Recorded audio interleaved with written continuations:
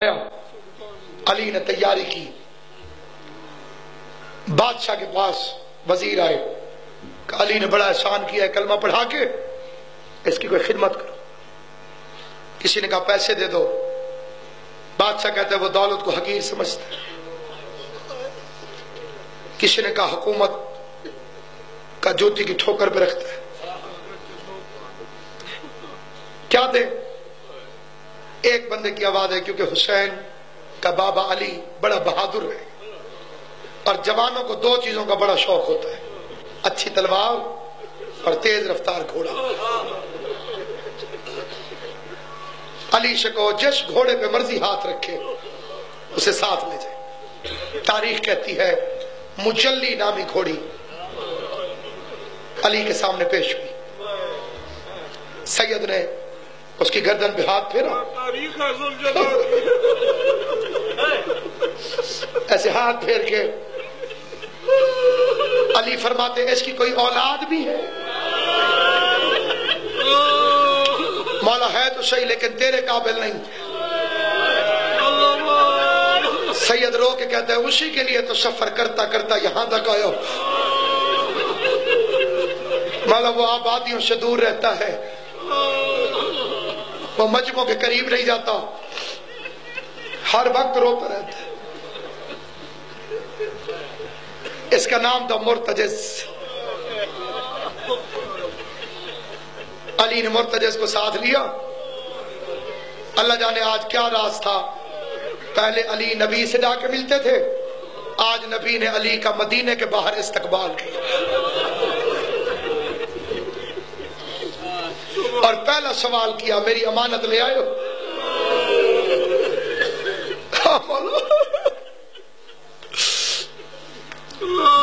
پیغمبر نے استبل میں مرتجز کو بندھوا دیا، اور ادھر خانہ عصمت کا حال کیا ہے؟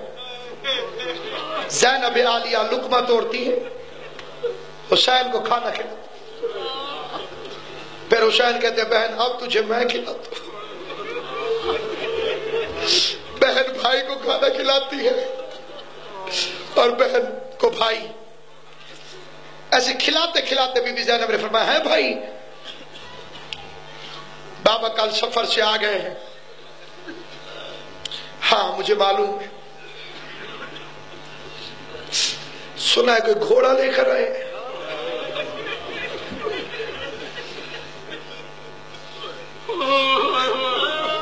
بھائی بڑا عجیب گھوڑا ہے وہ۔ اب بہن بھائی کی تھی تو آپس کی بات، اشاروں میں بہن بات کر رہی ہے، بڑا عجیب گھوڑا ہے، سنا کئی کئی دن پانی نہیں پیتا،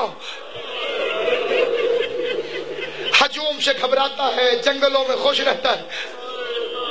علی کی عزت کی قسم یہی فکر ہے کتاب کے، آدھی روٹی چھوڑ کے کھڑا ہو گیا حسین، بہن کو سلام کیا، سیدھا استبل میں پہنچا، پتہ نہیں کتنی دیر سے راہ دیکھ رہا تھا مرتجز حسین کی۔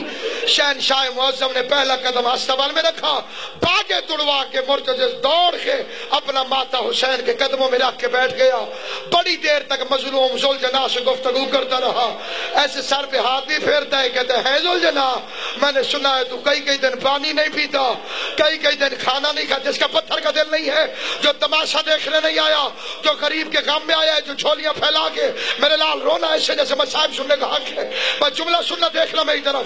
حسین ہاتھ بھی پھیرتے اور فرماتے کہ مرتجز ابھی تو اس امتحان کو بڑی دیر ہے، تو نے ابھی سے پیاسا رہنا شروع کر دیا۔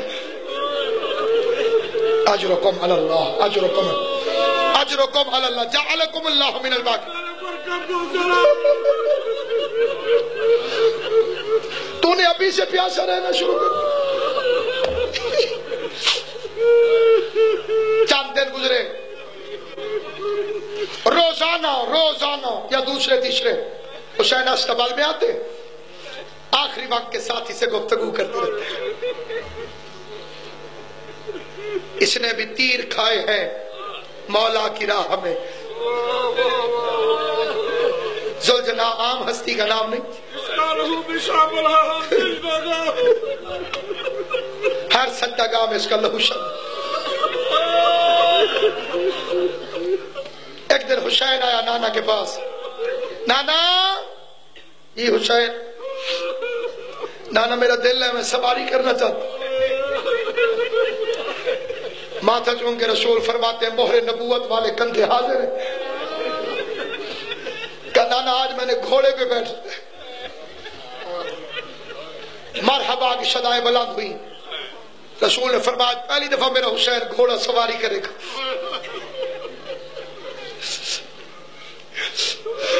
سائز سمجھ دو, سائز یہ جو گھوڑے کا خدمت گزار ہو اسے چاہیے گھوڑے کی خدمت گزار کو کہتے ہیں سائز. رسول اللہ کے ملازم تھا, سائز تھا, صحابی تھا. حسین نے فرمایا وہ گھوڑا, وہ کانپنے لگا, کہتا ہے الامان. رسول کے پاس دوڑتا ہوا آیا, شہزادے سے کہو اس گھوڑے پہ نہ بیٹھے, مرتجز پہ بیٹھنا چاہتا ہے. مرتجز شوخ ہے. شوخ پتہ ہے کسے کہتے ہیں؟ جو سوار کو بیٹھنے نہ دے, جو بیٹھے ہوئے کو نیچے گرا دے. آج تک ذوالجناح نے اپنے آپ پہ کسی کو بیٹھنے نہ دیا تھا. شبیر فرماتا میں نے اسی پہ بیٹھنا ہے. وہ ہاتھ جوڑ کے کہتے ہیں تو رسول کا نواسا ہے, بطول کے دل کا چین ہے. چوٹ لگ گئی تو پھر آواز میں جو کہتا ہوں میں اسی پہ بیٹھوں گا. تو جا اس کی باغیں کھول. شائش نے باغیں کھولی. تاریخ کہتی ہے بجلی کی رفتار میں دوڑتا ہوا خود بخود حسین کے قدموں میں آیا. اگلے دونوں پاؤں موڑ کے زین کو نیچے کر کے کہتے چڑھا میرے اوپر, میں حاضر ہوں. سید گھوڑے پہ بیٹھا, دیکھ کے کہتے اسی کو شوق کہتے. مجھے زہرا کی عزت کی قسم ہو میرے سنی شیعہ مسلمانوں, تمہیں محمد مصطفیٰ کی نبوت کی قسم مولویوں نے چھپایا ہے تجھ سے. جا قرآن اٹھا کے مولویوں سے پوچھ, عالمین کا سب سے بڑا سید و سردار نبی حسین کے گھوڑے کی باگوں کو پکڑ کے آگے آگے چل رہا ہے پیغمبر, پیچھے پیچھے آ رہا ہے علی. تیری سواری کے کیا کہنے, آگے نبی چل رہا ہے, پیچھے امام چل رہا ہے, بیچ میں حسین, پیچھے صحابہ کرام کا جلوس جو اس منظر پہ بھی نہ رو سکے. پھر میری اس سے زیادہ ہمت کوئی نہیں. کبھی رسول کا اپنی مسجد کی طرف, کبھی اس طرف. مدینے کی پاک گلیوں میں حسین گھوڑے پہ بیٹھا, حسن مرحبا پڑھتا ہے, علی درود پڑھتا ہے, سلمان صدقہ اتارتا ہے. محمد کی آنکھوں میں آنسو ہے. یا اچانک گلی مدینے کی بنی ہاشم کے محلے کی حسین نے گھوڑے پہ بیٹھ کے مڑی, یا بی بی فضا دروازے پہ آ گئی, دیکھ کے کہتی یا رسول اللہ, زہرا کہہ رہی ہے اللہ میرے حسین کو لمبی زندگی عطا فرمائے. یہ تو بڑی بڑی سواریاں کرے گا, میں زیادہ دن زندہ نہیں رہوں گی. اس سے کہے ذرا ایک دفعہ گھوڑے پہ بیٹھ کے گھر چلائے, میں دیکھوں تو صحیح میرا بچہ گھوڑے پہ لگتا کیسے ہے. عزادارو ایک مرتبہ بطول کا دروازہ کھلا, ذوالجناح سمیت حسین گھر آیا. زینب اور کلثوم سامنے آ گئی. فاطمہ زہرا نے ذوالجناح کی گردن میں باہیں ڈالی, میری طرف دیکھے جس کا پتھر کا دل نہیں ہے. جنابی نہیں آئے گی زیارت, جب میں کہوں گا زیارت تب آئے گی. میں ایک جملہ پڑھنے کی اجازت چاہتا ہوں, بس ایک جملہ, خیال ادھر ادھر نہ جانے دینا. ایک منٹ میری طرف دیکھنا. رونا مقدر کا, رونا نصیب کا. بی بی فاطمہ نے اشارہ کیا, زینب دوڑ کر اندر گئی. جو اٹھا کے بی بی زینب آئی, تطہیر کی چادر کو زہرا نے پھیلایا. ماتم کر جس کا سینہ نہیں دکھتا. بطول نے تطہیر والی چادر میں جو ڈال کے ذوالجناح کو کھلانا شروع کیے. ذوالجناح نے کھانا شروع کیا. زہرا کہتی ہے ذوالجناح میں فاطمہ ہوں, میں محمد کی بیٹی ہوں. اس چادر پہ آیت اتری ہے, میرا ادھار یاد رکھنا. آج تجھے کھلا رہی ہوں جب کربلا کے میدان میں میرا حسین گھوڑے سے گرنے لگے, زخموں سے چور ہوگا. آرام ماتم حسین, ماتم غریب, ماتم غریب.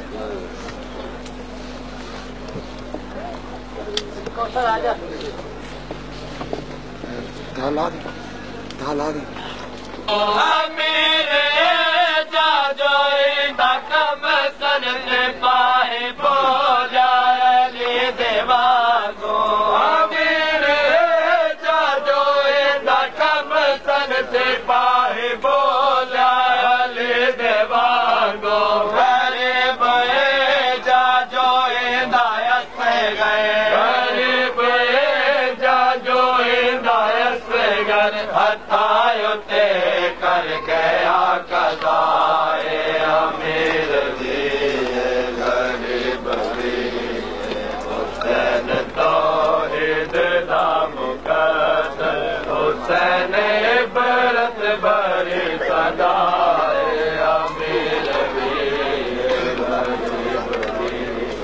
امیر جا جو بین دی شرم دی ملکہ حیا دی ملکہ بین عبرت بری صدائے امیر دی غریب دی امیر جا جو ہدایت بر شباب ڈس دے پیغمبری دا امیر جا جو ہدایت بر شباب ڈس دے پیغمبری دا امیر جا جو ہدایت بر شباب ڈس دے پیغمبری دا امیر جا جو ہدایت بر شباب ڈس دے پیغمبری دا غریب جا جو پتر دا خود غریب